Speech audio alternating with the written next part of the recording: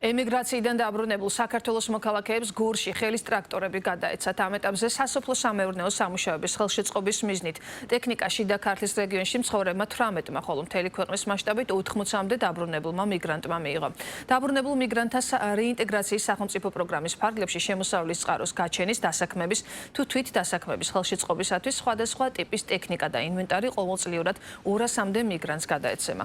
დევნილთა ეკომიგრანტთა და საარსებო წყაროებით უზრუნველყოფის აგენტოს პროგრამის მთავარი მიზანი რეინტეგრაციის პროცესის მხარდაჭერაა.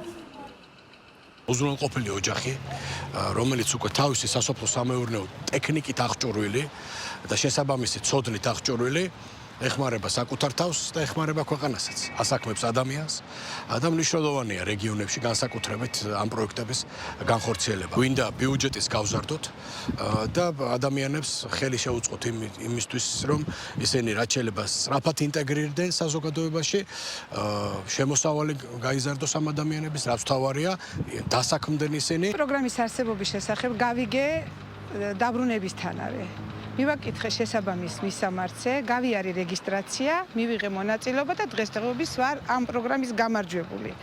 მოვითხოვე შესაბამისი ნივთები, რაც მე მჭირდება უკეთესი ჩემი მომავლისთვის.